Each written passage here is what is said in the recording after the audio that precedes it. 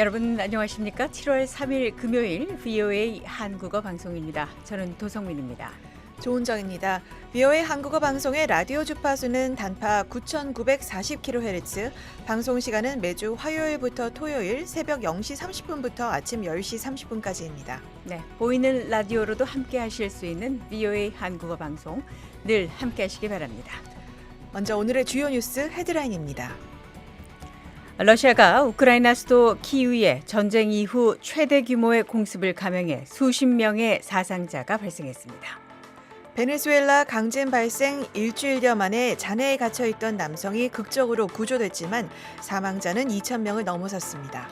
미국 하원 법사위원회가 한국의 쿠팡 규제가 미국 기업에 대한 차별이라고 주장하는 보고서를 발표했습니다. 한국 정부는 사실과 다르다며 반박했습니다.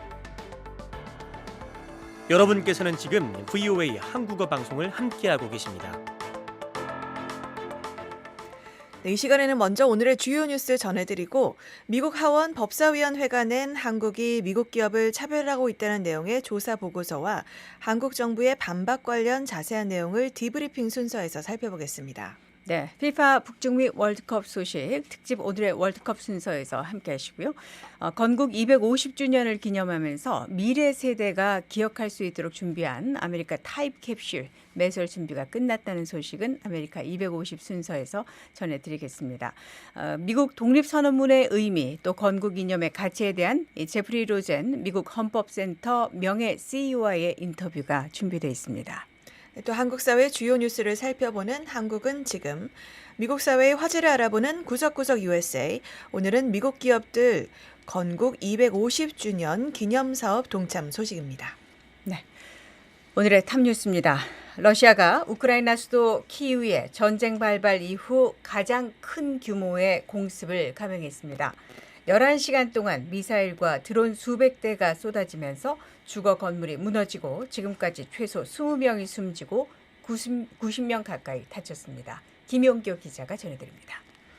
러시아가 1일 밤부터 2일 새벽까지 우크라이나 수도 키이우에 대규모 공습을 감행해 최소 20명이 숨지고 90명 가까이 다쳤다고 우크라이나 당국이 밝혔습니다. 드론과 미사일을 동원한 이번 공습은 11시간 동안 이어졌으며 키이우 전역에 주거 건물이 파괴됐습니다. 티무르 트카첸코 키이우시 군정 책임자는 2일 오후 현재 사망자가 20명으로 확인됐다고 밝혔습니다. 트카첸코 책임자는 불행히도 오늘 공습으로 인한 사망자가 늘어났다면서 현재까지 20명이 사망한 것으로 파악됐다고 말했습니다. 구조대원들이 잔해 속에서 수색 작업을 진행 중이어서 사망자는 더 늘어날 것으로 예상됩니다. 우크라이나 공군은 러시아가 요격이 더 까다로운 탄도미사일 24발을 포함해 총 74발의 미사일과 496대의 드론을 발사했다고 밝혔습니다. 방공당국은 최소 25발의 탄도미사일과 12대의 공격용 드론이 목표물에 도달했다고 전했습니다. 피해는 수도 전역의 20여 곳에서 기록됐으며 주로 주거 건물과 민간 인프라에 집중됐습니다. 특히 다르니츠키 구에서는 9층짜리 건물 중 6개 층이 붕괴됐습니다. 비탈리 클리치코 키이우 시장은 이번 공습을 수도를 겨냥한 적에 의한 최대 규모의 공격이라고 불렀습니다. 안드리 시비아 우크라이나 외무장관은 이번 사태를 공포의 밤이라고 묘사했습니다. 카타리나 마테르노바 우크라이나 주재 유럽연합 EU 대사는 러시아가 키이우에 지옥을 유발했다며 외교관들이 사용하는 숙소도 피격됐다고 전했습니다. 공습 임박 첩보를 받고 1일 아일랜드 방문 일정을 단축해 귀국한 볼로디미르 젤렌스키 우크라이나 대통령은 블라디미르 푸틴 러시아 대통령이 이 대규모 공습을 얼마 동안 준비해왔다고 말했습니다. 젤렌스키 대통령은 동맹국들에게 방공무기 인도에 우선순위를 둘 것을 촉구하는 한편 미국의 우크라이나 국내에서 패트리엇 방공미사일을 자체 생산할 수 있도록 승인해달라고 요청했습니다. 젤렌스키 대통령은 우크라이나에 대한 방공물자 공급은 절대적이고 중대한 최우선 과제라고 강조했습니다. 반면 러시아는 이번 공격이 우크라이나가 러시아 에너지 인프라에 드론 공격을 감행한 것에 대한 보복 조치라고 밝혔습니다. 드미트리 페스코프 크렘린궁 대변인은 이번 공습이 군사 또는 준군사 목표물만을 겨냥했다고 주장하며 푸틴 대통령이 발레리 게라시모프 총참모장으로부터 결과에 대한 보고를 받았다고 확인했습니다. 페스코프 대변인은 러시아는 설정한 목표를 달성하기 위해 키우 정권에 대한 압박을 계속 강화할 것이라고 말했습니다. 카야 칼라스 EU 애교 안보 고위 대표는 러시아의 군사, 산업, 복합체를 지원하는 주체들에 대해 추가 제재를 제한하겠다고 밝혔습니다.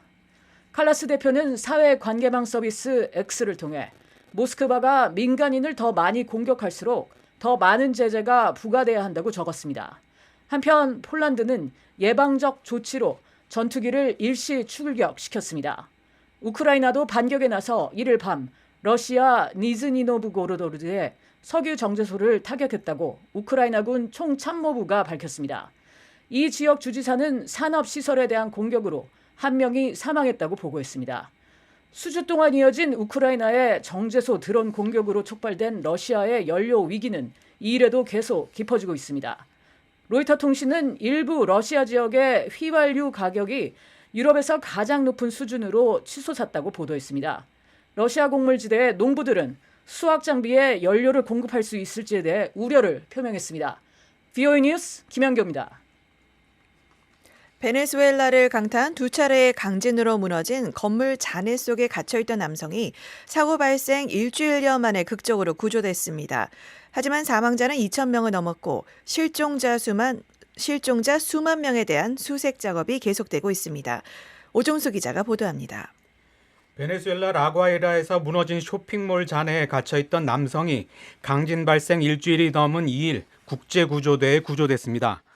구조대는 들것에 실린 에르난 힐 씨를 잔해 밖으로 옮겼고 제복과 헬멧을 착용한 구조대원들은 박수를 보내며 힐 씨의 생還을 축하했습니다.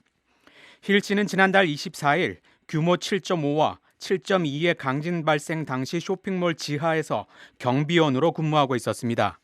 이번 지진으로 라가이라와 수도 카라카스 등지에서 건물 수백 채가 붕괴됐습니다. 구조대는 앞서 카메라를 이용해 힐 씨의 생존을 확인했으며 구조 작업이 진행되는 동안 물과 영양분을 공급해왔습니다. 이번 구조 작업은 여러 층의 콘크리트 구조물이 힐 씨의 주변과 그 위로 무너지면서 어려움을 겪었습니다. 다만 구조대는 힐 씨가 잔해에 직접 깔린 상태는 아니었고 지진 당시 경비실 안에 있었던 게 일부 도움이 된 걸로 보인다고 설명했습니다. 베네수엘라 정부는 이번 지진으로 최소 2,295명이 숨지고 그 밖에 11,200명이 다친 것으로 집계했습니다. 또한 2일 현재 수만 명이 여전히 실종 상태인 가운데 국제구조대가 접근하지 못한 지역에서는 가족들이 직접 실종자 수색에 나서고 있습니다. 지진 발생 이후 수십 명이 구조됐지만 생존 가능성이 가장 높은 시간이 지나면서 추가 생존자를 발견할 가능성은 점차 낮아지고 있습니다. 국제사회가 지원한 구호물자는 라과이라와 카라카스 등 주요 도시에 집중되고 있으며 외곽 지역의 지진 피해 주민들은 식수와 식량 지원을 호소하고 있습니다. 현지 병원들은 환자로 포화 상태에 이르렀고 의료진은 부족한 의료물자 속에서 치료를 이어가고 있습니다. 이런 가운데 세계보건기구 WHO는 지진으로 삶의 터전을 잃은 이재민들 사이에서 황열병 등 감염병이 확산할 위험이 있다고 경고했습니다. 미국은 이번 구호 활동에 3억 달러를 지원하기로 했으며 군과 국무부 인력을 파견해 피해를 입은 주요 공항과 항만을 통해 국제 구호물자 반입과 물류 지원을 돕고 있습니다.